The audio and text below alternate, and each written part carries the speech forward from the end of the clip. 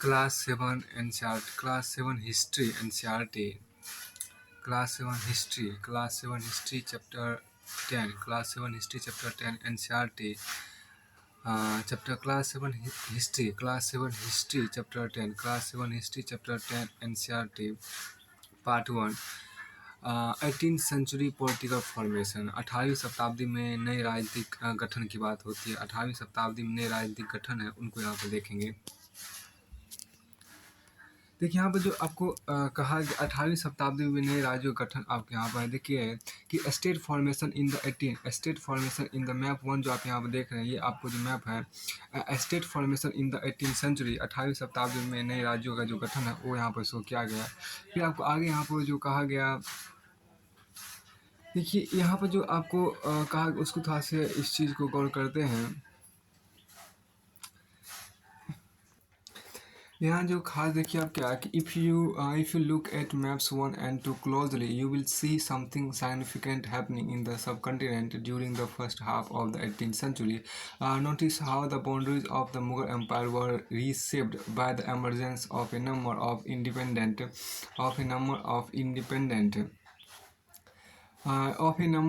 Independent kingdoms. यहाँ पर देखिए क्या कि यदि आप मानचित्र 1 और 2 को ध्यानपूर्वक देखेंगे, तो यदि आप मानचित्र 1 और 2 को ध्यानपूर्वक देखेंगे तो आपको पता चलेगा कि 18वीं शताब्दी के पूर्वांध के दौरान उपमहाद्वीप में कुछ विशेष रूप से उल्लेखनीय घटनाएं घटी। गौर कीजिए कि कई स्वतंत्र राज्यों के उदय से मुगल साम्राज्य की सीमाएं किस तरह बदली। आप यह भी देखेंगे 1765 तक एक अन्य शक्ति यानी ब्रिटिश सत्ता ने पूर्वी भारत के बड़े बड़े हिस्सों को सफलतापूर्वक हड़प लिया। ये मानचित्र देखिए यहाँ जो आपको कहा कि ये मानचित्र हमें यह दर्शाते हैं कि 18वीं शताब्दी एक ऐसी अवधि थी जब भारत में राजनीतिक परिस्थितियाँ अपेक्षाकृत एक छोटे से समय अंतराल में बड़ी तेजी से अचानक बदलनी शुरू हो गई थी। इस अध्याय में हम 18वीं शताब्दी के पूर्वान्ह मोटे तौर पर 1707 में जब औरंगजेब की मृत्यु हुई थी से लेकर 1761 ईस्वी तक जब पानीपत की तीसरी लड़ाई हुई के दौरान उपमहाद्वीप उत्पन्न हुई नई राजनीतिक शक्तियों के बारे में पढ़ेंगे। तो आपको यहाँ पर देखिए ये मैप आपको यहाँ पर दिया गया है। ये जो आप यहाँ पर मैप देख रहे हैं मैप 1 में, ये आपको external boundary of the Mughal empire 1700 ईस्वी तक में आपको जो है ये आपके यहाँ पर है पूरी तरह से। अब आगे हम इसमें देखने का प्रयास ये करते हैं। देखिए यहाँ पर इसमें जो आपको कहा गया कि independent kingdoms by 1765 notice how another, ठीक है, notice how another power the British had successfully grabbed major chunks of territory at in eastern India. What these maps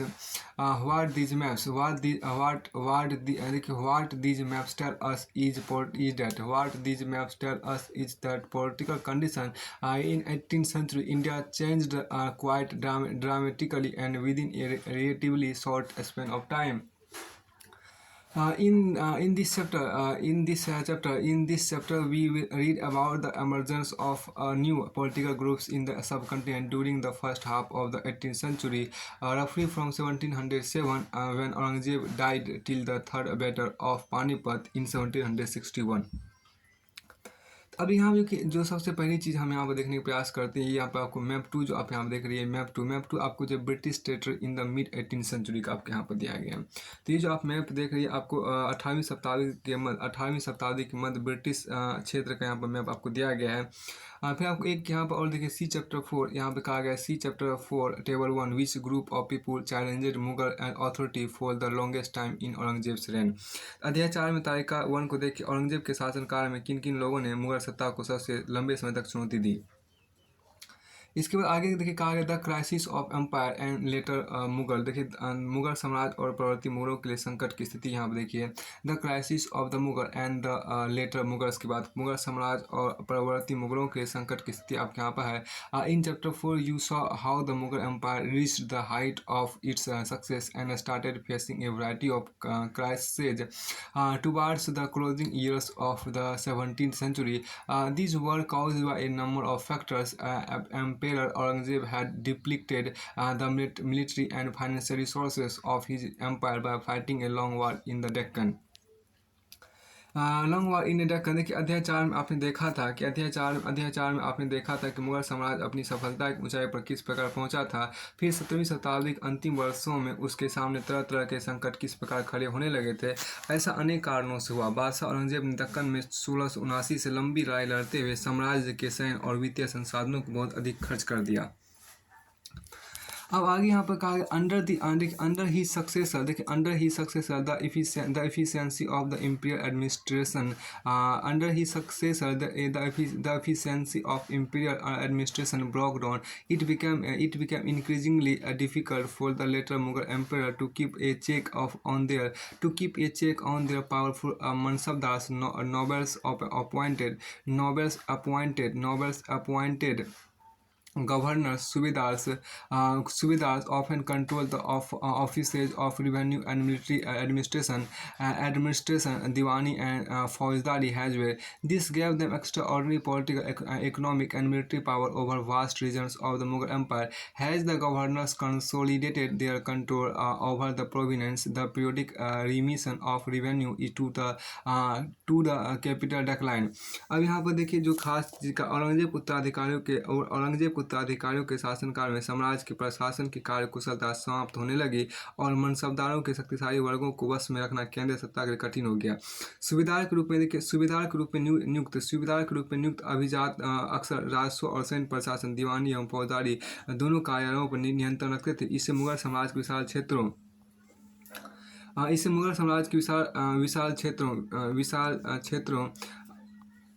विशाल क्षेत्रों पर उन्हें विस्तृत राजनीतिक और सैन्य शक्तियाँ मिल गई। जैसे जैसे सुबेदारों ने प्रांतों पर अपना नियंत्रण सुदृढ़ किया, राजधानी पहुँचने वाले राजस्व की मात्रा में कमी आती गई। फिर देखिए यहाँ पर जो है कि peasants and zamindari zamindari rebellions in many parts of northern and western India added to these problems. These revolts were sometimes caused by the pressures of mounting taxes. These revolts were sometimes caused by the pressures of mounting taxes. At other times, देखिए यहाँ पर at other times there were attempts by powerful chieftains to consolidate their own position. Mughal authority had been challenged. Mughal authority had been challenged by rebellious groups in the past as well, but these groups were not able to seize the economic resources of the reign to consolidate their position. The Mughal emperors after Aurangzeb were unable to arrest the gradual shifting of political and economic authority into the hands of provincial governors, local chieftains and other groups. देखिए यहाँ पर क्या है कि उत्तरी तथा पश्चिम भारत के अनेक हिस्सों में हुए जमींदारों और किसानों के विद्रोह और कृषक आंदोलन इन समस्याओं को और भी गंभीर बना दिया। कभी कभी यह विद्रोह बढ़ते हुए करों के भार के विरुद्ध किए गए थे। कभी कभी ये विद्रोह बढ़ते हुए करों के भार के विरुद्ध किए गए थे और कभी कभी ये शक्तिशाली सरदारों के द्वारा अपनी स्थिति को सुदृढ़ बनाने की कोशिश थी। अतीत में भी विद्रोही समूह ने मुगल सत्ता को चुनौती दी थी, परंतु अब ऐसे समूह ने क्षेत्र के आर्थिक संसाधनों का प्रयोग अपनी स्थिति को मजबूत करने के लिए किया। जिस तरह से धीरे धीरे राजनीतिक एवं आर्थिक सत्ता प्रांतीय सूबेदारों, स्थानीय सरदार एवं अन्य समूहों के हाथों में आ रही थी, औरंगजेब उत्तराधिकारी इस बदलाव को रोक ना सके।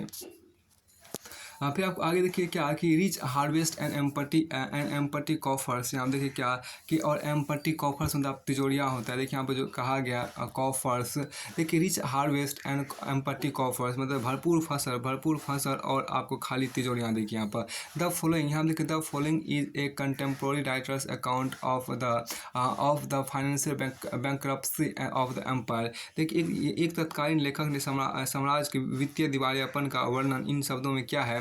देखिए the great lords are helpless and impoverished. The great lords are helpless and impoverished. Their peasants raise 2 crops a year, but their lords see nothing of either, and their agents on the spot are virtual prisoners in the peasant's hands, like a peasant kept in his creditor's house until he can pay his debt.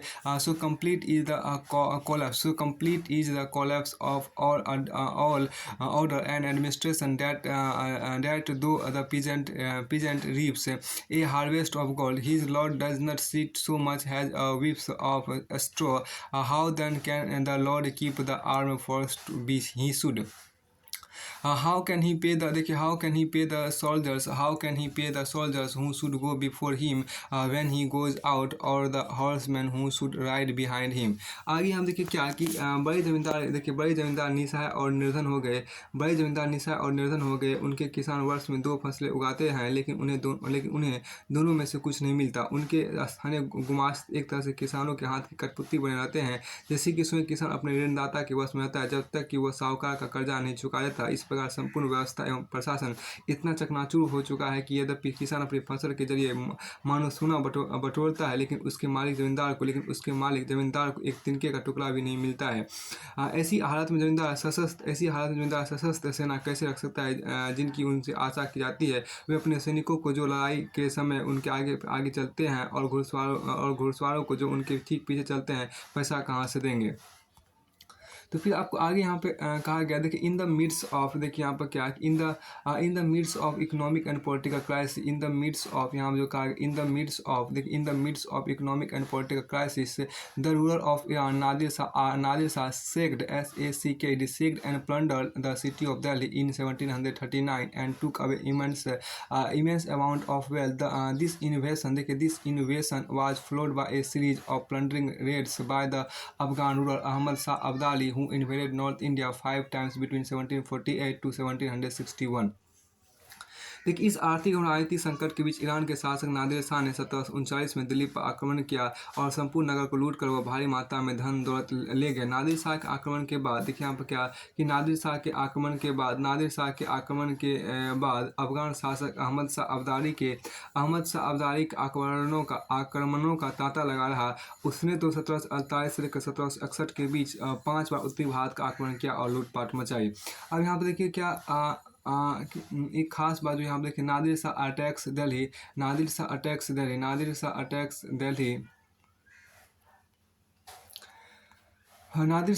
Delhi यहाँ देखिए क्या कि Nadir Shah attacks Delhi की बात आपको देखिए Nadir Shah attacks Delhi, तो Nadir Shah attacks Delhi, Nadir Shah Delhi पर आक्रमण करता है। नादिर शाह दिल्ली पर आक्रमण कर the devastation of Delhi after Nadir Shah's invasion was described by contemporary observers. One described the wealth looted from the Mughal treasury has flows। देखिए नादिर शाह के यहाँ जो आपके इमेज दिया गया, नादिर शाह का 1779 एक स्थित यहाँ पर इमेज आपको शो किया गया है। इसको आप थोड़ा बड़ा कर लीजिए। देखिए यहाँ पर कहा गया कि इसमें आपको ये कहा गया कि नादिर शाह के आक्रमण के परिणाम स्वरूप दिल्ली में जो विध्वंस हुआ उसका वर्णन समकालीन प्रेक्षकों ने किया। इनमें से एक ने मुगल कोष से जिस तरह धन लुटा गया था उसका वर्णन इस तरह किया है। देखिए 60 lakhs of rupees and some thousands gold coins, nearly 1 crore worth of gold ware, nearly 50 crores worth of jewels, most of them held in the world, and the above included the peacock throne। अब देखिए 60 लाख रुपए और कई हजार सोने के सिक्के, लगभग 1 करोड़ रुपए के सोने के बर्तन जिसको गोल्ड वेयर को बोलते हैं, लगभग 50 करोड़ रुपए के गहने जवाहरात और अन्य चीज़ें ले गया, जिनमें से कुछ इतनी बेशकीमती थी कि दुनिया में उनका मुकाबला कोई नहीं कर सकता है। जैसे तख्ते ताउस यानी मयूर सिंहासन। अब देखिए another account describe the invasion's impact upon Delhi. यहाँ देखिए क्या एक अन्य वृत्तांत में दिल्ली आक्रमण के प्रभाव का वर्णन मिलता है। यहाँ देखिए क्या कि दोज एक में खास बात जो आपको यहाँ पर कहा गया, those who had been masters were now in dire straits, and those who had been reviled couldn't even get water to quench their thirst. The recluses were pulled out of their corners. The wealthy wealthy were turned into beggars. Those who देखिए यहाँ पर क्या those who once said the style in clothes now went naked, and those who owned property were now homeless. The new city Shahjahanabad was turned into rubble. Nadir Shah then attacked the old quarters of the city and destroyed a whole world that existed there. अब यहाँ पर देखिए जो खास बात कहा गया, जो कभी मालिक, देखिए यहाँ पर क्या कि जो कभी मालिक थे अब बड़ी दर्दनाक हालत में आ गए। जिन्हें कभी भरपूर आदर इज्जत दी जाती थी, उन्हें अब प्यास बुझाने के लिए पानी भी नहीं मिलता। अलग थलग पड़े लोगों को उनके कोनों से खींच कर बाहर निकाल दिया गया। अलग थलग पड़े लोगों को उनके कोनों से खींच कर बाहर निकाल दिया गया। दौलतमंदों को भिखारी बना दिया गया। जो शौकीन लोग कभी तरह तरह के सुंदर कपड़े पहनकर पोशाकों का नया फैशन चलाते थे, अब नंगे घूमने लगे। और जिनके पास जमीन जायदाद की कोई कमी नहीं थी, वे अब बेघर हो गए। नया शहर शाहजहानाबाद अब मलबे का ढेर बन गया। नादिर शाह ने तब शहर के पुराने मोहल्लों पर हमला बोला और वहाँ की सारी दुनिया को तबाह कर डाला। उसके बाद आपको आगे यहाँ पर देखिए ऑलरेडी अंडर सीवियर प्रेशर, ये जो आपके यहाँ पर कहा गया। देखिए यहाँ पर ऑलरेडी, देखिए यहाँ पर क्या कि already under severe pressure from all side, the empire was further weakened by competition amongst different groups of nobles. They were divided into two major groups of factions, the Iranians and Turanians. Nobles of Turkish descent. For a long time, the later Mughal emperors were puppets in the hands of either one or the other of these two powerful groups. देखिए समाज पर सब और से दबाव तो पड़ ही रहा था। अभिजातों के विभिन्न समूह के पारस्परिक प्रतिद्वंद्विता ने उसे और भी कमजोर बना डाला। ये अभिजात दो बड़े गुटों में बटे हुए थे, ईरानी और तुरानी तुर्क मुल्क के। काफ़ी समय तक प्रवर्ती मुगल बादशाह इनमें से एक या दूसरे समूह के हाथों कठपुतली बने रहे। बेहद अपमानजनक स्थिति तब पैदा हो गई जब दो मुगल बादशाहों फर्रुख सियाह 1713-1719 और आलमगीर द्वितीय 1754-1759 की हत्या हो गई। और मतलब देखिए फर्रुख सियाह का शासनकाल आपको 1713 से लेकर 1719 ईस्वी तक, और आलमगीर द्वितीय का शासनकाल आपको 1754 से लेकर 1759 ईस्वी तक। जब दो मुगल बादशाह फर्रुख सियाह और आलमगीर द्वितीय की हत्या हो गई और दो अन्य बादशाह अहमद शाह और शाह आलम द्वितीय को उनके अभिजातों ने अंधा कर दिया। देखिए यहाँ पर क्या कि अहमद शाह का जो जीवन काल था वो 1748 से लेकर 1754 ईस्वी तक आपको रहा। यहाँ पर सबसे जो इसका मुख्य बात देखिए यहाँ पर क्या कि देखिए इसके बाद हम दे वर डिवाइडेड इनटू, यहाँ से देखते ऑलरेडी अंडर सेवियर प्रेशर और from all side, the empire was further weakened by competition amongst different groups of nobles. They were divided into two major groups or factions, the Iranians and Turanians.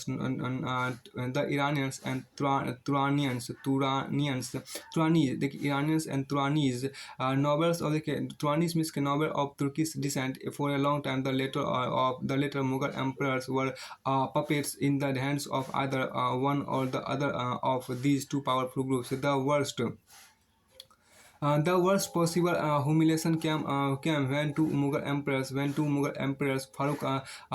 Siyar and Alamgir II were assassinated, and two others, Ahmad Shah and Shah Alam II, were blinded by their novels. अब यहाँ देखिए आपको एक खास बात जो आपके यहाँ कहा गया, एक यहाँ पर फिगर भी आपको शो किया गया है। फर्रुख सियार receiving A Nobel in court, एक अभिजात के दरबार में स्वागत करते हुए फर्रुख सियार के यहाँ पर इमेज दिया गया है। तो फिर आपको आगे यहाँ पर जो खास चीज़ आपको शो की उसको हम यहाँ पर देखने के बाद होते हैं एमरजेंस ऑफ न्यू एस्टेट की बात की गई है। एमरजेंस ऑफ न्यू एस्टेट्स के बाद नए राज्यों का उदय आपके यहाँ पर होता है। नए राज्यों का उदय आपके यहाँ पर होता है। देखिए emergence of new state, देखिए with the decline in the authority of the Mughal emperors, the governors of large provinces, Subedars and the great Zamindars consolidated their authority in different parts of the subcontinent. Through the 18th century, the Mughal empire gradually fragmented into a number of independent regional estates. Broadly speaking, the estates of the 18th century can be divided into three overlapping groups. First, estate that were all the states that were old Mughal provinces like Awadh, Bengal and Hyderabad, although extremely powerful and quite independent. The rulers of these states did not break their formal ties with the Mughal emperor. Second, a state that had enjoyed considerable independence under the Mughals has Watan Jagirs.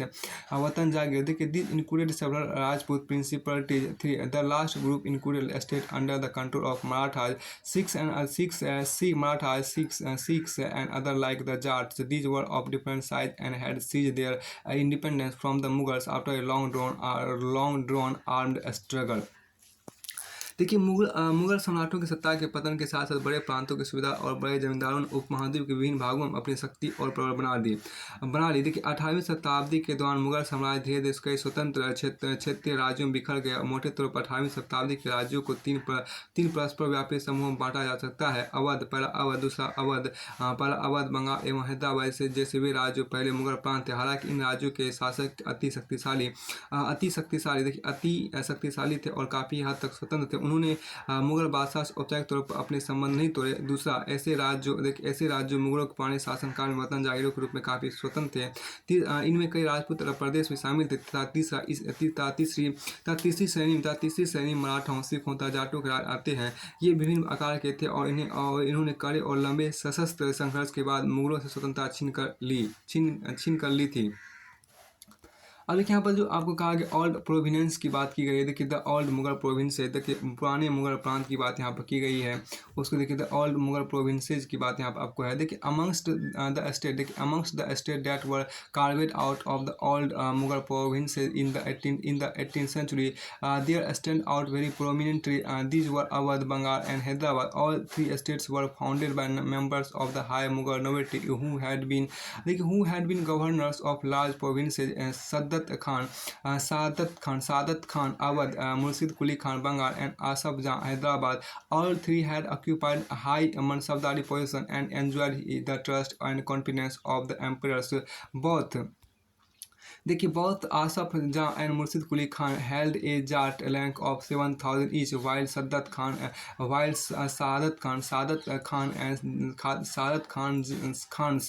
Jat was 6,000। अब देखिए यहाँ पर क्या है कि पुराने मुगल प्रांतों से जिन उत्तराधिकारी राज्यों का उद्भव हुआ, उनमें से तीन राज्य प्रमुख थे, अवध, बंगाल और हैदराबाद। ये तीनों ही देखिए यहाँ पर क्या कि ये तीनों ही राज्य उच्च मुगल अभिजातों द्वारा स्थापित किए गए। तो इन तीनों राज्यों के संस्थापक सादत खान आपको अवध, इन तीनों राज्यों के संस्थापक देखिए सादत खान जो अवध का संस्थापक थे, मुर्शिद कुली खान बंगाल के और आसफ जहाँ हैदराबाद के थे। ऐसे व्यक्ति थे जिनका मुगल दरबार में ऊंचा स्थान था। मुगल बादशाहों उन पर भरोसा और विश्वास था। मुगल बादशाहों को उन पर भरोसा और विश्वास था। देखिए आसफ जहाँ और मुर्शिद कुली खान दोनों को 7,000 जात का दर्जा मिला हुआ था, जबकि सादत खान की जात का दर्जा 6,000 था। अब देखिए यहाँ पर हैदराबाद की बात आपके यहाँ पर की गई है। हैदराबाद यहाँ पर आपको देखिए हैदराबाद आपके यहाँ पर है।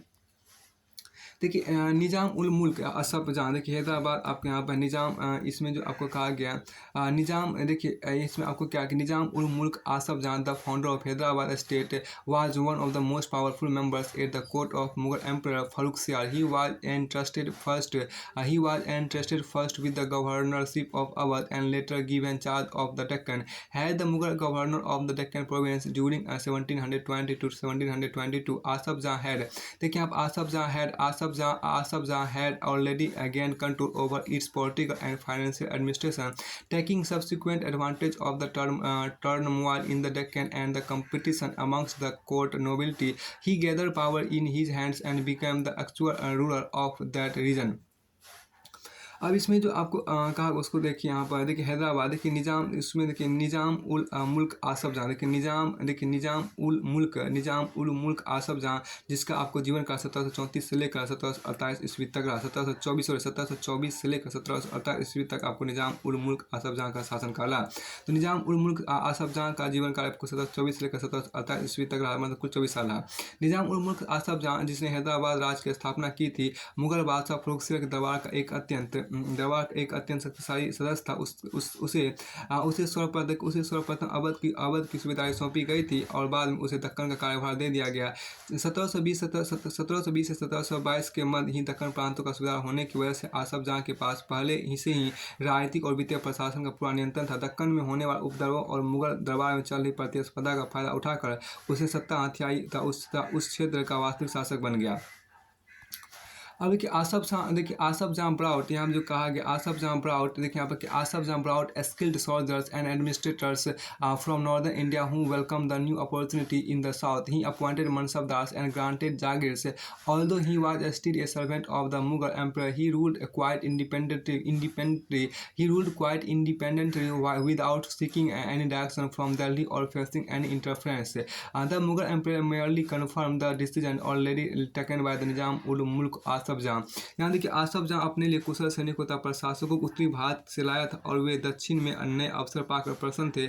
उसने मनसबदार नियुक्त किए और इन्हें जागीरें प्रदान की। हालांकि वह अभी भी मुगल सम्राट का सेवक था, फिर भी वह काफ़ी आज़ादी से शासन चलाता था। ना तो वह दिल्ली से कोई निर्देश लेता था और ना ही दिल्ली उसके कामकाज में कोई हस्तक्षेप करती थी। मुगल बादशाह तो केवल निजाम उल मुल्क आसफ जहाँ द्वारा पहले से लिए गए निर्णयों की पुष्टि पर दिया करते थे।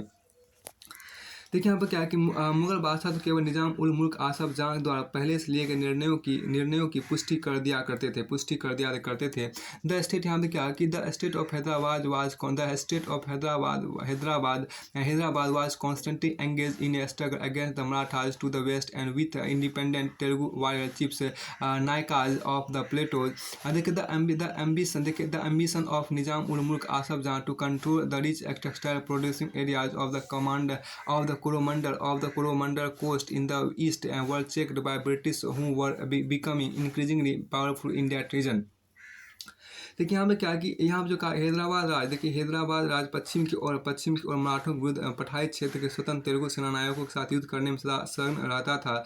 पूर्व दिशा में निजाम उल मुल्क आसफ जहाँ कोरोमंडल तट पर स्थित वस्तु उत्पादक धन संपन्न क्षेत्र पर अपना नियंत्रण प्राप्त करने की महत्वाकांक्षा रखता था, पर उनकी इस महत्वाकांक्षा पर उस क्षेत्र में ब्रिटिश शक्ति की उपस्थिति के कारण रोक लग गई। अब आगे आप देखिए क्या कि इसमें आपको है क्या, देखिए अदर निजाम्स आर्मी की बात की गई, उसको देखिए निज़ाम की जो फौज है उसको यहाँ पर देखिए निज़ाम की जो फौज है। देखिए यहाँ पर आपको कहा गया a description of Nizam of Hyderabad personal troops in 1790। तो हैदराबाद निज़ाम के निजी सैनिकों का एक वर्णन 1790 में। यहाँ देखिए क्या कि द निज़ाम हैज़ ए स्वारी। देखिए यहाँ पर क्या कि द निज़ाम हैज़ ए स्वारी मतलब सवारी of 400 elephants, several thousand of horsemen near his person, who receive upwards 100 rupees nominal pay and at the end nominal pay and are extremely well mounted and richly caparisoned। देखिए यहाँ पर क्या है कि caparisoned। देखिए क्या कि निज़ाम के पास 400 हाथियों की, देखिए निज़ाम के पास 400 हाथियों की सवारी है, उसके आसपास कई हजार घुड़सवार रहते हैं। इन अत्यंत कुशल और अति सुंदर सजे हुए सवारों का सांकेतिक वेतन 100 रुपये से ज़्यादा है। आगे आप यहाँ पर देखिए क्या इसके बाद आपको यहाँ पर आपको एक जो आपको यहाँ पर है कि इन ट्राइंग टू, इसको थोड़ा सा देख लीजिए। देखिए यहाँ पर क्या in trying to consolidate their rule why did Mughal subadars also want to control the office of diwan. अपने राज को सुदृढ़ करने की कोशिश में मुगल सूबेदार दीवान के कार्यालय पर क्यों नियंत्रण जमाना चाहते थे। अब आगे यहाँ पर देखिए क्या पहला जो फिगर 3 उसको यहाँ पर देखने का प्रयास कीजिए। ये जो फिगर आप देख रही है आपको क्या बुरहान देखिए बुरहान उल मुल्क सद्दत खान जिसको बोलते उसी का इमेज, ये जो आप इमेज है ये बुरहान उल मुल्क सद्दत खान का ही इमेज है। सद्दत खान बुरहान उल मुल्क यहाँ पर आपको है। अब देखिए यहाँ पर अवध की बात करते हैं। अवध जो आपको था उसको यहाँ पर देख लीजिए, आपको अवध आपको यहाँ पर है। देखिए आप अवध की बात आपको की अवध, देखिए अवध बुरहान उल मुल्क सादत खान, देखिए Saadat Khan was appointed subadar of Awadh in 1722 and founded a state which was one of the most important to emerge out of the break of the Mughal empire. Awadh was a prosperous region controlling the rich alluvial Ganga plain and the main trade route between north India and Bengal.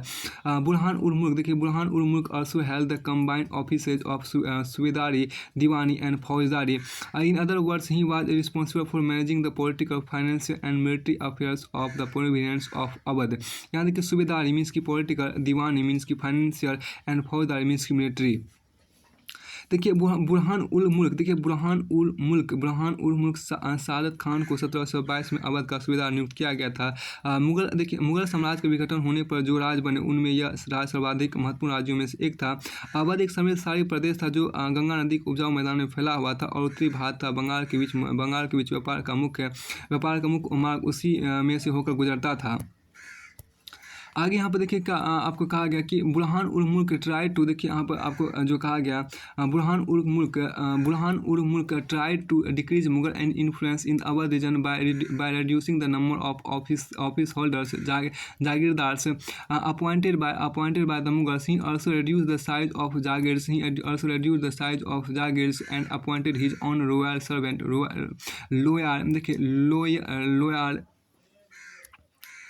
loyal servants, देखिए यहाँ पर क्या loyal servants to vacant position.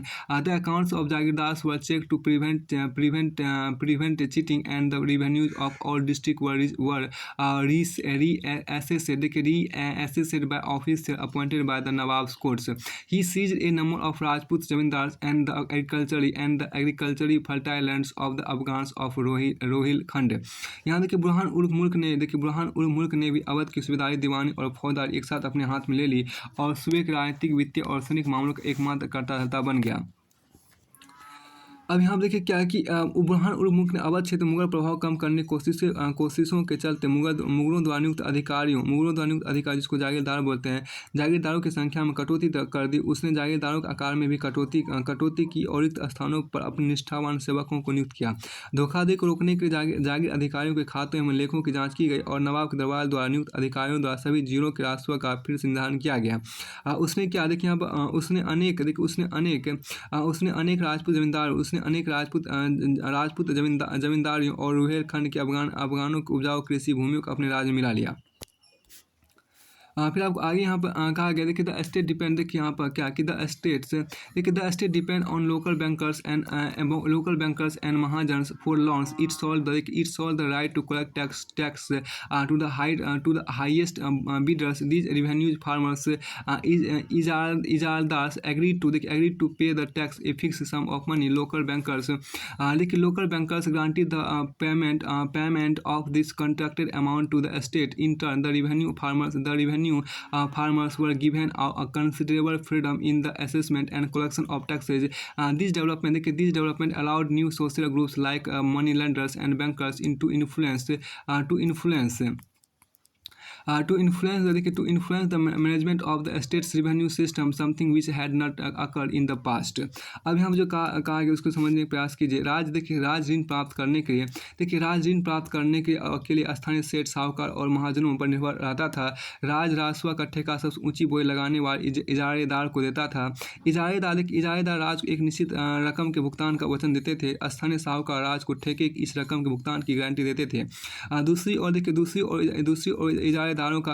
ओर इजारेदारों को कर का मूल्यांकन करने और उसे एकत्र करने की खासी छूट दे दी गई थी। इन परिवर्तनों के फलस्वरूप साहूकार और महाजनों जैसे कई नए सामाजिक समूह राज की राजस्व प्रणाली के प्रबंध को प्रभावित करने लगे। पहले ऐसा कभी नहीं हुआ था। अब देखिए यहाँ पर बंगाल की बात आपको की गई है, जो बंगाल उसको यहाँ पर आपको चर्चा की गई है। बंगाल की चर्चा यहाँ पर आपको की, उसको यहाँ पर देखिए।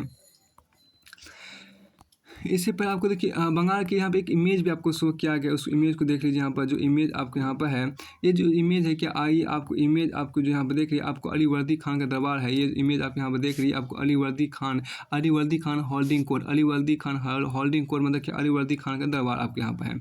अब आपके देखिए यहाँ पर बंगाल की बात करते हैं। Bengal gradually broke away from Mughal control under Murshid Quli Khan who was appointed has the naib. देखिए यहाँ पर नायब देखिए यहाँ पर क्या कि देखिए यहाँ पर नायब जिसको बोलते हैं नायब, नायब देखिए यहाँ Bengal gradually broke away from Mughal control under Murshid Quli Khan who was appointed has the naib. देखिए फिर देखिए यहाँ पर क्या कि डिप्टी, देखिए naib deputy to the governor of providence although never a former subedar Murshid Quli Khan very quickly seized all the power that went with the office like the rulers of Hyderabad and Awadh. He also commanded the revenue administration of the state in an effort to reduce Mughal influence in Bengal. He transferred all Mughal Jagirdars to Orissa and ordered a major reassessment of the revenue of Bengal.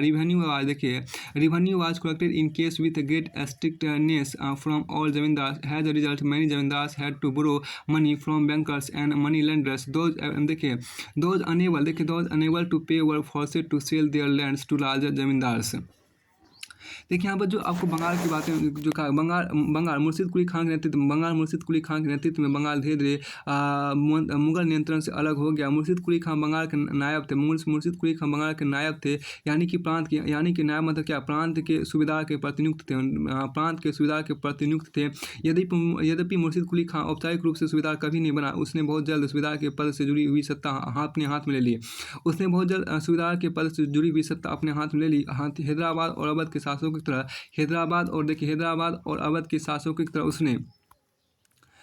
उसने भी राज्य के राजस्व प्रशासन पर अपना नियंत्रण जमाया। बंगाल में मुगल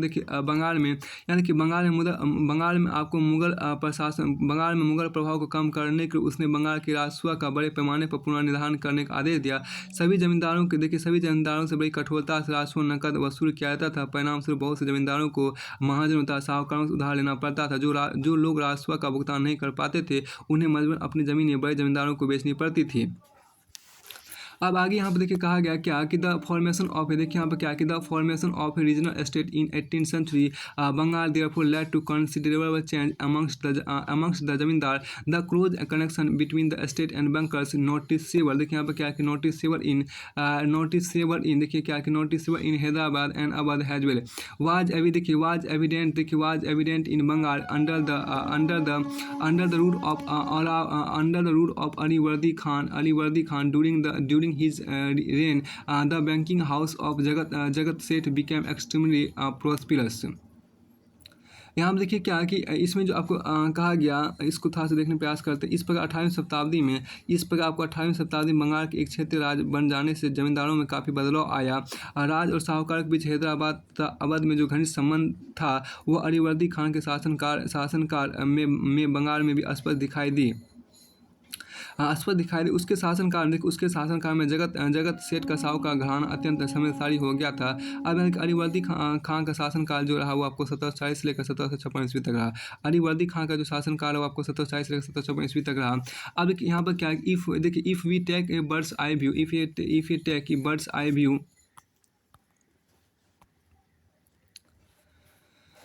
देखिए यहाँ पर जो कहा गया, if we take a bird's eye view we can detect 3 common features amongst this state. First though many of the large state were established by erstwhile Mughal nobles. They were highly suspicious of some of the administrative system that they had inherited. In particular the jagirdari system. Second, their method of tax collection deferred rather than relying upon the officers of the state. All three regimes contracted with revenue farmers for the collection of revenue. The practice of ijardari thoroughly disapproved of by the Mughals spread all over India in the 18th century. Their impact on the countryside differ considerably. The third common feature in all these regional estates was their emerging relationship with rich bankers and merchants. And these people lent money to revenue farmers, received land as security, and collected tax from these lands through their own agents. Throughout India, the richest merchants and bankers were gaining a stake in the new political order. देखिए यदि हम इन राज्यों के अभिलक्षणों पर विहंगम दृष्टि डालें कि विहंगम दृष्टि का मतलब यहाँ बर्ड्स आई व्यू का मतलब होता है कि विहंगम दृष्टि डाले तो एक छोटी सी नज़र डाले तो एक कम नज़र डाले तो हमें उनमें से कुछ समान विशेषताएं देखने को मिलेगी। प्रथम, यद्यपि बड़े राज्य पुराने मुगल अभिजातों द्वारा स्थापित किए गए थे, ये अभिजात कुछ प्रशासनिक व्यवस्थाओं के प्रति संदेहास्पद थे जो उन्हें उत्तराधिकार में मिले थे। विशेषतः वे जागीरदारी व्यवस्था को संदेह की दृष्टि से देखा करते थे। दूसरा, उनके कर प्राप्त करने के तरीके मुगलों से भिन्न थे। कर संग्रह के राज्य के अधिकारों पर निर्भर न रहकर तीनों राज्यों हैदराबाद, अवध, बंगाल ने राजस्व वसूली के इजारेदारों के साथ ठेके कर लिए। इजारेदारी प्रथा जो मुगलों द्वारा पूर्णतः नापसंद की गई थी, 18वीं शताब्दी में समस्त भारत में फैल गई थी। तथापि देहात को उसके प्रभाव में क्षेत्रीय भिन्नताएं थी। इन सभी क्षेत्रीय राज्यों में तीसरा समान लक्षण यह था कि उनमें राज और धनी महाजनों तथा वणिक जनों के बीच संबंध उभरने लगे। ये साहूकार महाजन लोन लगान वसूल करने वाले इजारेदार को पैसा उधार देते थे, बदले में प्रतिभूति जमानत या बंधक के रूप में जमीन रख लेते थे और उनकी जोतों से अपने खुद के कारिंदों के जरिए कर वसूल किया करते थे। इस प्रकार समस्त भारत में धनाढ़ साहूकार और महाजनों की इस नई राजनीतिक व्यवस्था में साझेदारी बढ़ रही थी। अब आगे यहाँ पर देखिए कि इसमें आगे आपको यहाँ पर एक इमेज आपको देखिए मैनी राजपूत, यहाँ पर जो कुछ कहा गया आपको many Rajput rulers had accepted the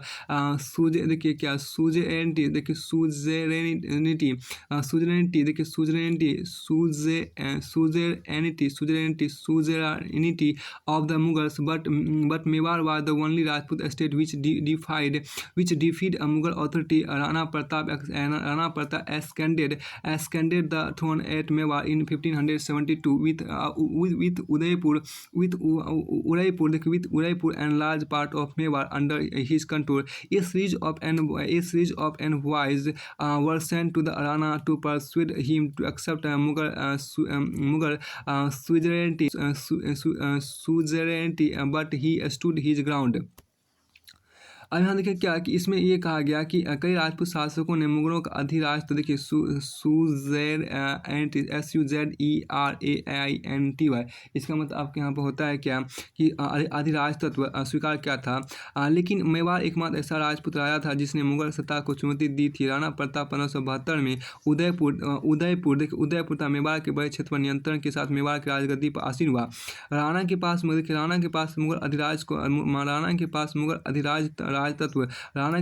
Adhiraj तत्व को स्वीकार करने के लिए कई दूतों को भेजा गया था, लेकिन वे अपने निर्णय पर दृढ़ रहे। अब आगे यहाँ पर देखिए क्या कि इसमें आपको आगे कहा गया, देखिए क्या कि द वतन जागीर्स ऑफ राजपूत, देखिए यहाँ पर क्या कि द वतन जागीर्स ऑफ राजपूत की वतन जागरी की बात यहाँ पर आपको की गई है। इसमें देखिए जो कहा गया many Rajput kings particularly those belonging to Amber, यहाँ देखिए Amber and Jodhpur had served under the Mughal with distinction. In exchange they were permitted to enjoy considerable autonomy in their watan jagirs. In the 18th century these rulers now attempted to extend their control over adjacent regions. Ajit Singh, the ruler of Jodhpur, was also involved in the factional politics at the Mughal court. These influential Rajput families claimed the subaidari of the rich province of Gujarat and Malwa. Raja Ajit Singh of Jodhpur held the governorship of Gujarat, and Savai Raja Jai Singh of Amber was governor of Malwa. These offices were renewed by Emperor Jahandar Shah in 1703। अब यहाँ देखिए क्या कि बहुत से राजपूत घराने विशेष रूप से अंबर और जोधपुर के राजघराने मुगल व्यवस्था में विशिष्टता के साथ सेवारत थे। बदले में उन्हें अपनी वतन जागीरों पर पर्याप्त स्वायत्तता का आनंद लेने की अनुमति मिली हुई थी। अब 18वीं शताब्दी इन शासकों ने अपने आसपास के इलाकों पर अपने नियंत्रण का विस्तार करने के लिए अपने हाथ पर मारने शुरू किए। जोधपुर के राजा अजीत सिंह ने भी मुगल दरबार की गुटिया राजनीति में अपने पैर फंसा दिए। अपने पैर फंसा लिए। इन प्रभावशाली राजपूत घरानों ने गुजरात और मालवा के लाभदायक सूबों की यहाँ क्या इन प्रभावशाली, देखिए इन प्रभावशाली राजपूत घरानों गुजरात और मालवा के लाभदायक सूबों की सूबेदारी का दावा किया। जोधपुर के राजा अजीत सिंह को गुजरात की सूबेदारी और अंबर के सवाई राजा जय सिंह को मालवा की सूबेदारी दी मिल गई।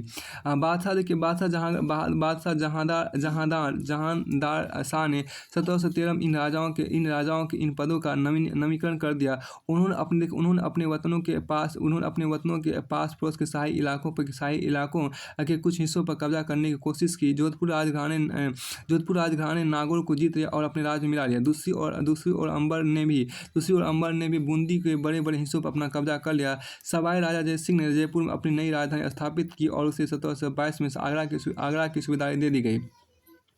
1740 के, देखिए 1740 के दशक से राजस्थान में मराठों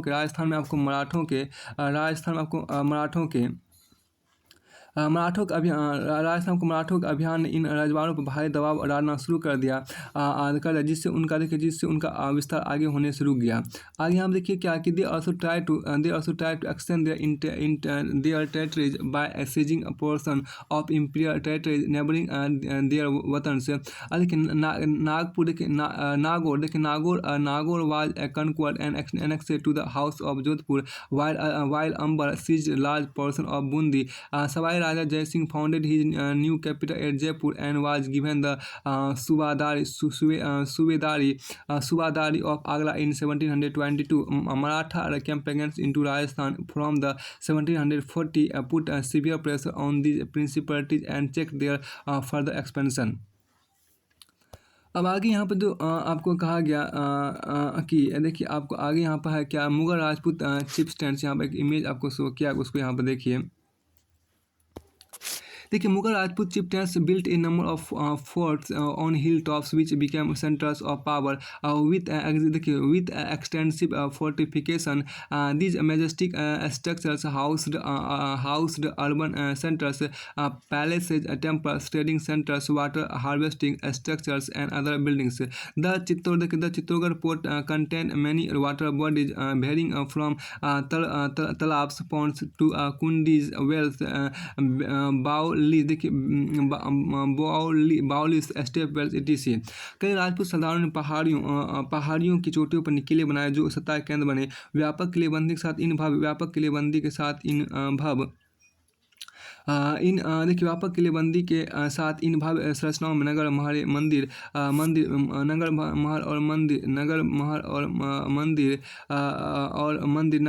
और मंदिर व्यापारिक केंद्र, जल संग्रहण चित्तौड़गढ़ किला, राजस्थान संरचनाएं और अन्य इमारतें होती थी। चित्तौड़गढ़ किले में तालाब, कुंडी जिसको बावली, यहाँ आपको बावली जिसको स्टेप वेल बोलते हैं, जैसे कई जल निकाय थे। अब आगे यहाँ पर आपको है क्या कि ये आप इमेज भी फिगर 4.C आप यहाँ देखिए। चित्र 4.B जो आपके यहाँ पर जयपुर में जंतर मंतर, आपको यहाँ पर इमेज जंतर मंतर इन जयपुर का यहाँ पर इमेज ये आपको है। उसके देखिए यहाँ पर क्या कि सवाई जय सिंह के बारे में कुछ कहा गया है। देखिए Sawai Jai Singh the ruler of Amber constructed 5 astronomical observatories, one each in Delhi, Jaipur, Ujjain, Maratha, Mathura and Varanasi. देखिए commonly known as Jantar Mantar, these observatories had various instruments to study heavenly bodies। देखिए अंबेर के शासक सवाई जय सिंह ने दिल्ली, जयपुर, उज्जैन, मथुरा और वाराणसी में 5 खगोलीय वेधशालाओं का निर्माण किया। जंतर मंतर के नाम से विख्यात इन वेधशालाओं में खगोलीय पिंडों के अध्ययन हेतु कई उपकरण हैं। अब आगे यहाँ पर जो कहा है उसको थोड़ा सा देखने का हम प्रयास करते हैं। इसमें जो आपको आगे आपको देखिए राजा जय सिंह ऑफ जयपुर के बारे में आपको कुछ कहा गया। ए डिस्क्रिप्शन ऑफ राजा जय सिंह इन ए पर्सन अकाउंट ऑफ 1732। 1732 के एक फारसी वृत्तांत में राजा जय सिंह का वर्णन यहाँ पर किया गया है। राजा जय Singh was at the height of his power, he was the governor of Agra for 12 years and of Malwa for 5 or 6 years। He he possessed a large army, artillery and great wealth. His सेवाएं extended from Delhi to the banks of Narmada. अब देखिए राजा जयसिंह अपनी सत्ता की श्रम सीमा पर थे। 12 वर्ष के लिए वे आगरा के सूबेदार रहे और 5 या 6 वर्ष के लिए मालवा के। उनके पास विशाल सेना, तोपखाना था, भारी मात्रा में धन संपदा थी। उनका प्रभाव दिल्ली से लेकर नर्मदा के तट तक फैला हुआ था। यहाँ पर देखिए इसके बाद यहाँ देखिए हिज SWAY सेवा मतलब प्रभाव जिसको बोलते हैं, इम्पैक्ट जिसको बोलते हैं। आगे यहाँ पर देखिए कहा गया क्या कि आगे आपको यहाँ पर what is the Khalsa do you recall reading about in chapter 8। यहाँ पर जो कहा उसके बाद यहाँ देखिए कि खालसा से क्या अभिप्राय है, क्या आपको याद है कि इसके बारे में आपने अध्याय 8 में पढ़ा था। अब आगे यहाँ एक और खास ये इमेज यहाँ पर शो किया गया। ये जो इमेज आप यहाँ पर देख रही है आपको फिगर शॉर्ट ऑफ देखिए शॉर्ट ऑफ महाराजा रंजीत सिंह के तलवार का इमेज आपको दिया गया है। उसके आगे यहाँ पर है अब आपको आगे यहाँ पर आपको क्या कि आगे आपको देखिए सीजिंग इंडिपेंडेंस आपको है। सीजिंग इंडिपेंडेंस को थोड़ा सा देख लीजिए, मतलब कि आज़ादी हासिल करना। सीजिंग इंडिपेंडेंस देखिए, सीजिंग इंडिपेंडेंस आज़ादी हासिल करना, आज़ादी छीन लेना, जो आज़ादी जब्त करना वही बात हुआ। तो सब पे देखिए 10 सिख की बात करते हैं।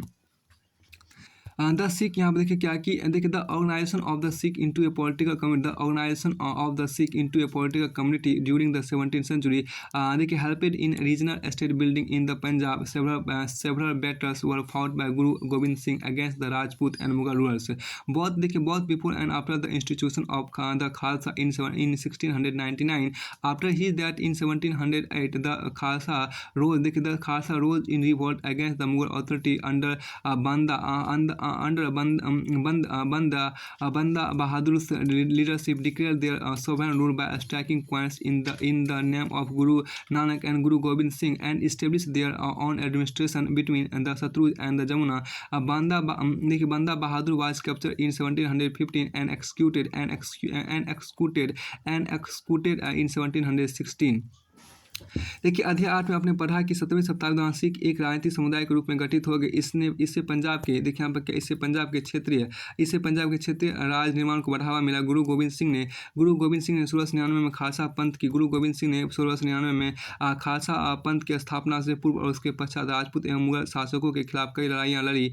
1708 में गुरु गोविंद सिंह की मृत्यु के बाद बंदा बहादुर के नेतृत्व में खालसा ने मुगल सत्ता के खिलाफ विद्रोह किए। उन्होंने बाबा गुरु नानक और गुरु गोविंद सिंह के नामों के वाले उन्होंने बाबा गुरु नानक और गुरु गोविंद सिंह के नामों वाले सिक्के गढ़कर अपने शासन को सार्वभौम बताया। सतलुज और यमुना नदियों के बीच के क्षेत्र उन्होंने अपने प्रशासन की स्थापना की। 1715 में बंदा बहादुर को बंदी बना लिया गया और 1716 में मार दिया गया। अब आगे यहाँ पर जो कहा उसको देखिए यहाँ पर आगे है क्या कि under a number of able leaders in 18th century the Sikhs organise themselves into a number of bands called जात। आपके यहाँ पर क्या कि आपके यहाँ पर क्या उसने कहा इसमें जो आपको कहा गया कि गुरु गोविंद सिंह हैड इंस्पायर्ड देखिए आपके under a number of ever leaders in the 18th century the Sikhs organise themselves into a number of bands called jathas and later on misl their combined forces were known as the grand army Dal Khalsa. The entire body used to meet at Amritsar at the time of Baisakhi and Diwali to take collective decision known as resolution of the Guru Mats. A system called Rakhi देखिए was introduced offering a protection to cultivators on the payment of a tax of 20% of the produce। देखिए यहाँ पर क्या इसमें जो आपको कहा उसको यहाँ पर देखिए 18वीं शताब्दी का युग देखिए 18वीं शताब्दी में कई युग नेताओं के नेतृत्व में सिखों ने अपने आप को पहले जत्थों और बाद में मिसलों में संगठित किया। इन जत्थों और मिसलों के संयुक्त सेनाएं दल खालसा कहते थे। उन दिनों दल खालसा बैसाखी और दिवाली के पर्वों पर अमृतसर में मिलता था। इन बैठकों में वे सामूहिक निर्णय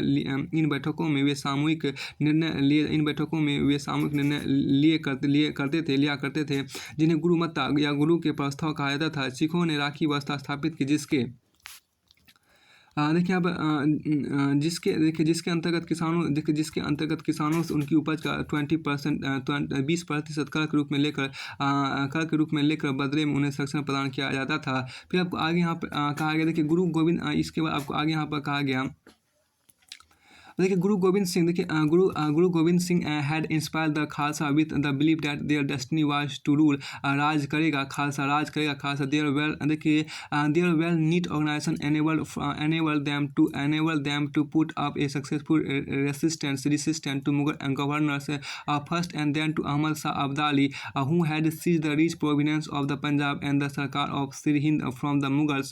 The Khalsa declared their sovereign rule by striking their own coin again in 1765. Significantly, this coin bore the same inscription as the one on the border issued by the Khalsa in the time of Banda Bahadur, या बंदा बहादुर। देखिए यहाँ पे जो कहा गया देखिए गुरु गोविंद सिंह ने खालसा को प्रेरित किया था। देखिए प्रेरित किया था कि शासन उनके भाग में राज करेगा खालसा। अपने सुनियोजित संगठन के कारण खालसा पहले मुगल सूबेदारों के खिलाफ और फिर अहमद शाह अब्दाली के खिलाफ सफल विरोध प्रकट कर सका। अहमद शाह अब्दाली ने मुगलों से पंजाब का समृद्ध प्रांत और सरहिंद को सरकार को अपने कब्जे में कर लिया था। अहमद शाह अब्दाली ने मुगलों से पंजाब का समृद्ध प्रांत और सरहिंद की सरकार को अपने कब्जे में कर लिया था। खालसा ने 1765 अपना सिक्का गढ़कर सार्वभौम शासन की घोषणा की। यह महत्वपूर्ण है कि सिक्के पर उत्कीर्ण शब्द वही थे जो बंदा बहादुर के समय में खालसा के आदेशों पर पाए जाते हैं। देखिए देखिए यहाँ पर क्या है, 10 Sikh territories in the late 18th century extended from the Indus to the Jamuna, but they were divided under different rulers. One of them, Maharaja Ranjit Singh, reunited these groups and established his capital at Lahore in 1799। अब यहाँ देखिए कि 18वीं शताब्दी के अंतिम भाग में सिख इलाके सिंधु से यमुना तक फैले हुए थे। यद्यपि ये विभिन्न शासकों में बटे हुए थे। इनमें से एक शासक महाराजा रंजीत सिंह ने विभिन्न सिख समूह में फिर से एकता कायम करके 1799 में लाहौर को अपनी राजधानी बनाया। उसके बाद आगे आपको है देखिए कि द मराठाज की बात है।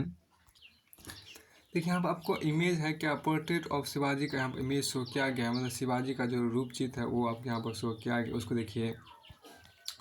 देखिए towards the end of the 17th century a powerful state started emerging in the Deccan under the leadership of Shivaji, which finally led to the establishment of the Maratha state. Shivaji was born to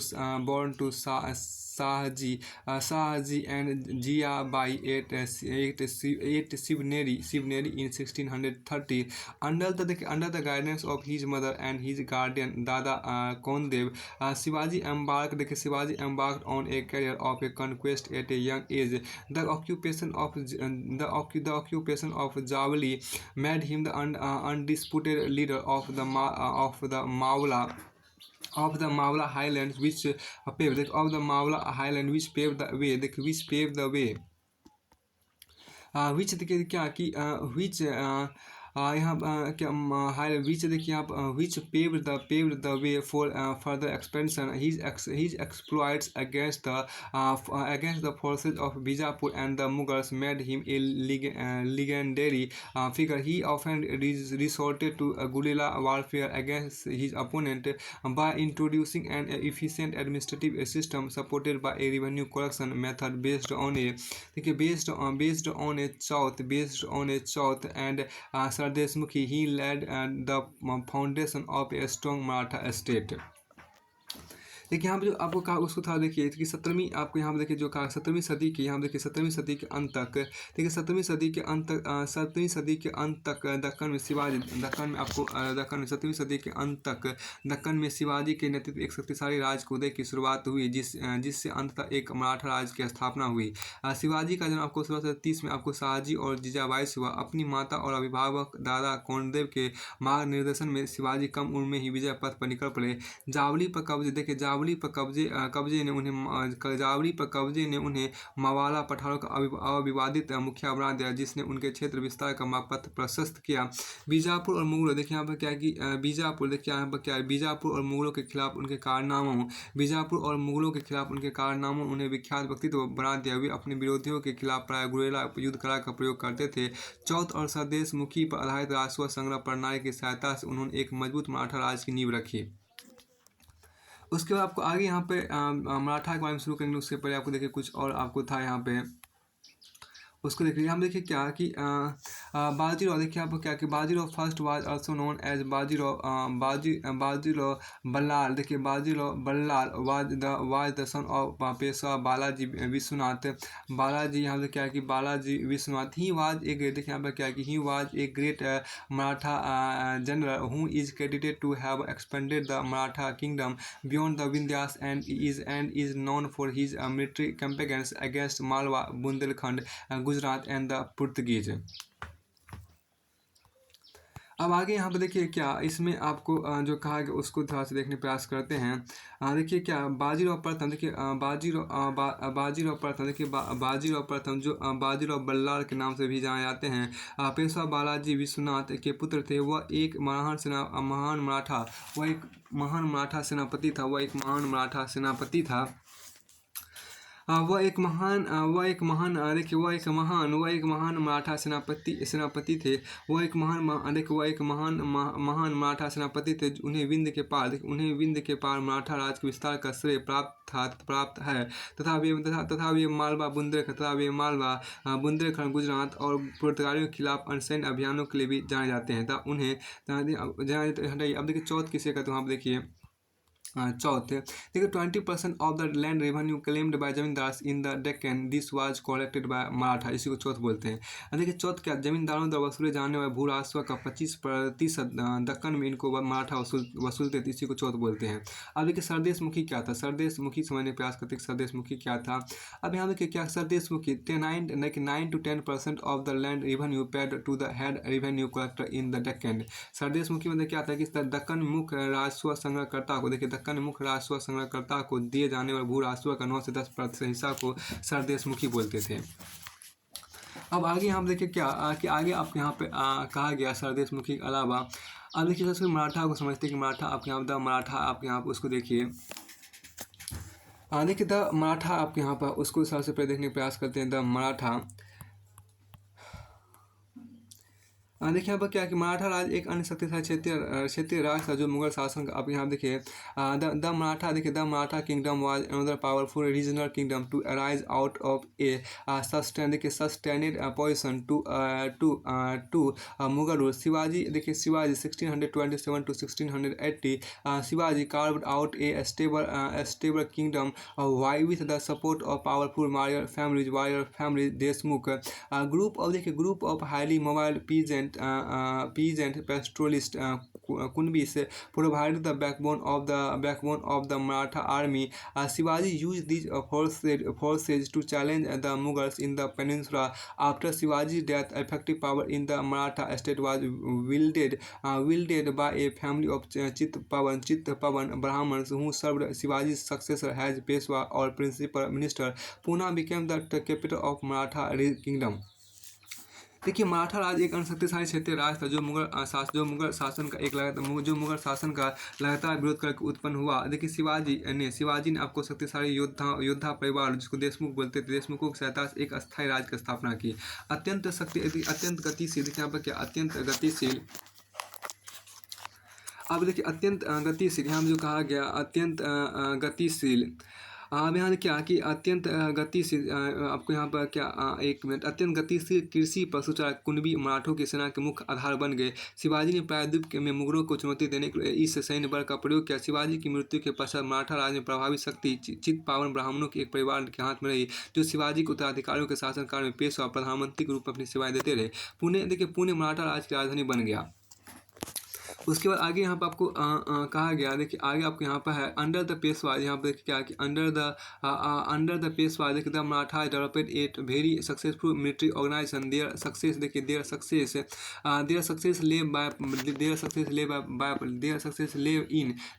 ले in bypassing the fortified areas of the Mughals, by raiding cities and by engaging Mughal armies in areas where their supply lines and reinforcement could be easily disturbed। period.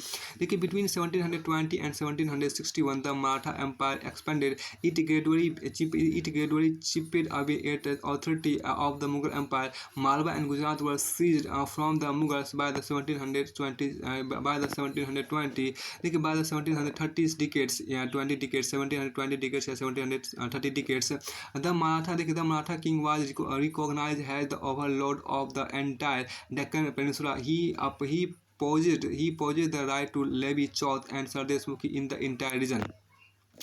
देखिए मराठा की बात आपके यहाँ पर की गई। देखिए आपके यहाँ इसमें जो आपको कहा गया, देखिए देखिए पेशवाओं की देखरेख में आपको क्या कि पेशवाओं की देखरेख में मराठों ने एक अत्यंत सफल सैन्य संगठन का विकास कर लिया। उनकी सफलता का रहस्य यह था कि वे मुगलों के किलाबंद इलाकों से टक्कर न लेते हुए उसके पास से चुपचाप निकल कर शहर कस्बों पर हमला बोलते थे और मुगल सेना से ऐसे मैदानी इलाकों मुठभेड़ लेते थे जहाँ रसद पाने और कुमुक आने के लिए रास्ते आसानी से रोके जा सकते थे। अब आगे यहाँ पर आप कहा गया क्या थी बिटवीन आपके यहाँ पर क्या है कि इसके बाद आपके यहाँ पर कि 1720 से 1761 के बीच मराठा समाज का काफ़ी विस्तार हुआ।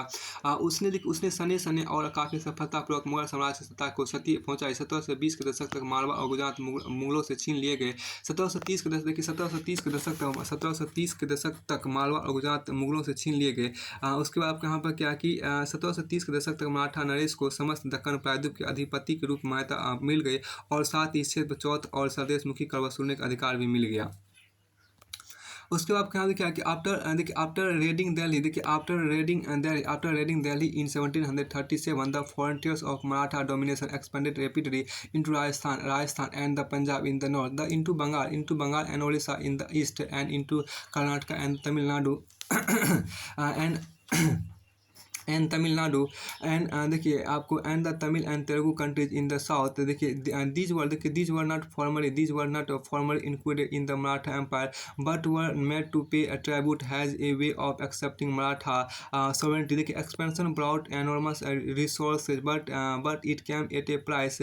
This military campaigns also made other rulers hostile towards the Marathas. As a result, they were not inclined to support the Marathas during the Third Battle of Panipat in 1761। देखिए आप यहाँ पर क्या कि 1737 में दिल्ली पर धावा बोलने जिसको रेडिंग बोलते हैं, रेडिंग RAID रेड जिसे बोलते हैं, रेडिंग हुआ।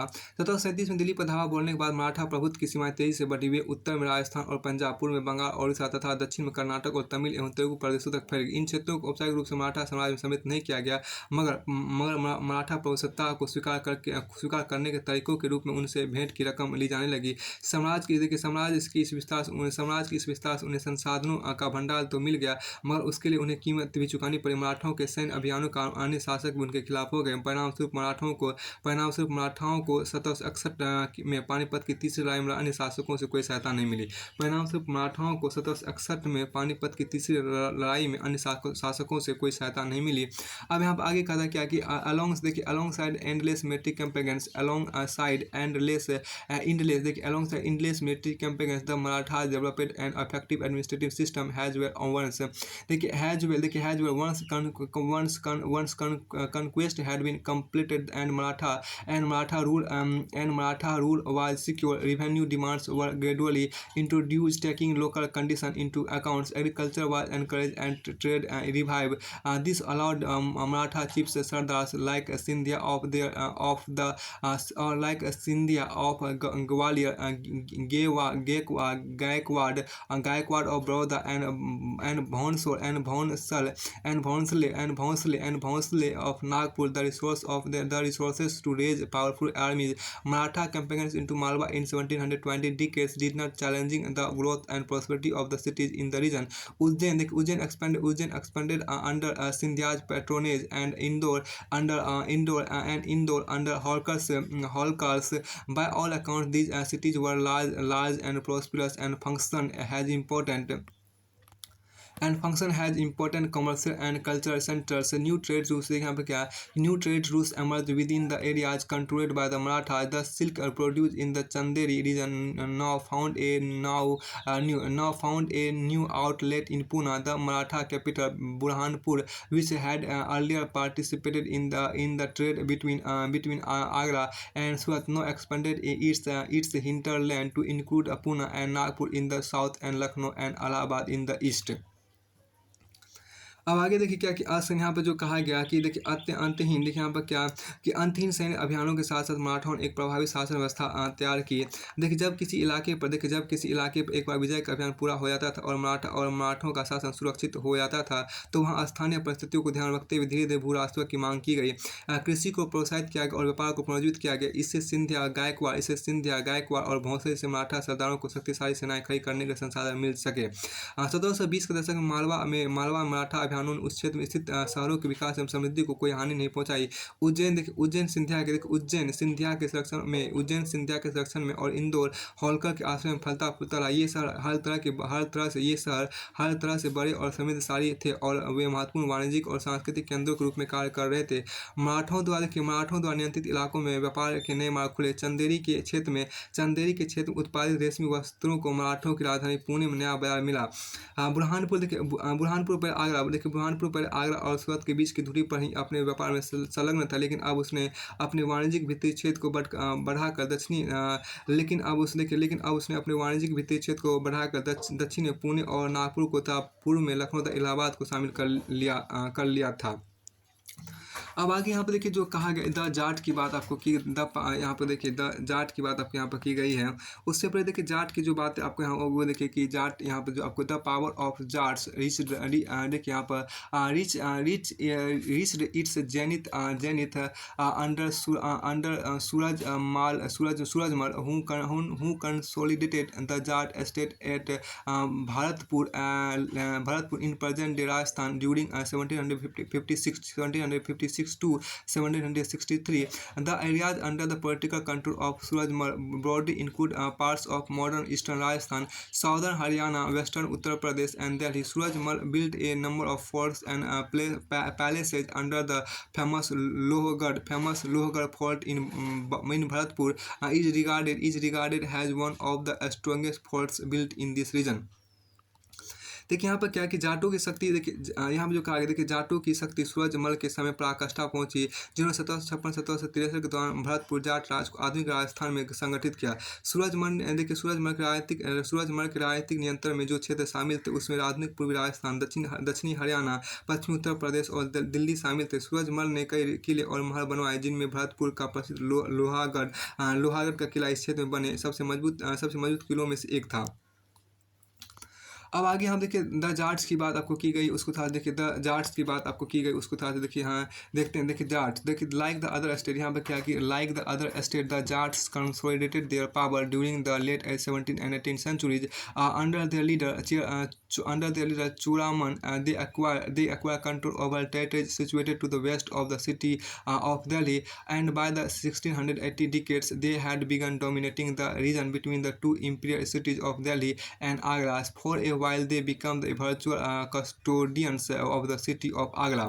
अब देखिए यहाँ पर क्या कि अन्य राज्यों की तरह जाटों ने भी 17वीं और 18वीं शताब्दियों में अपनी सत्ता सुदृढ़ की अपने नेता चूड़ामन के नेतृत्व में उन्होंने दिल्ली के पश्चिम में स्थित क्षेत्रों पर अपना नियंत्रण कर लिया।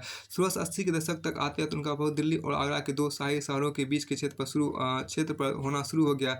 वस्तुतः कुछ अरसे के लिए आगरा शहर के अभिरक्षक ही बन गए। अब आगे यहाँ पर देखिए क्या कि इसमें कहा क्या कि the Jats were prosperous agriculturist and towns like Panipat and Ballabhgarh became important trading centers in the areas dominated by them। Under Surajmal, the kingdom of Bharatpur emerged as a strong state when Nadir Shah sacked Delhi in 1739। Many of the cities notables took refuge there। His son Jawahir Shah had 30,000 मतलब 30,000 troops of his own and hired and hired another 20,000 Marathas and 50,000 six troops to fight the Mughals. While the Bharatpur fort was built in a fairly eight dig the Jats built an elaborate garden palace combining styles in at Amber and Agra. Its building were modeled on architectural forms first associated with royalty under Shahjahan. अब यहाँ देखिए क्या कि इसमें जो कहा गया जाट देखिए जाट समृद्ध कृषक थे, और उनके प्रभुत्व क्षेत्र में पानीपत बल्लभगढ़ देखिए यहाँ पर बल्लभगढ़ जैसे शहर महत्वपूर्ण व्यापारिक केंद्र बन गए। सूरजमल के राज में भरतपुर शक्तिशाली राज के रूप में उभरा। 1739 में जब नादिर शाह ने दिल्ली पर हमला बोलकर उसे लूटा तो दिल्ली के कई प्रतिष्ठित व्यक्तियों ने भरतपुर में शरण ली। देखिए नादिर शाह के पुत्र यहाँ क्या कि नादिर शाह के पुत्र जवाहिर शाह के पास 30,000 सैनिक थे। उसने 20,000 अन्य सैनिकों मराठाओं के लिए 15,000 सैनिक सिखों के लिए देखिए 15 सॉरी यहाँ देखिए क्या कि नादिर शाह के पुत्र जवाहिर शाह के पास 30,000 सैनिक थे। उसने 20,000 अन्य सैनिक मराठाओं से लिए, 15,000 सैनिक सिखों से लिए और इन सब के बलबूते पर वह मुगलों से लड़ा।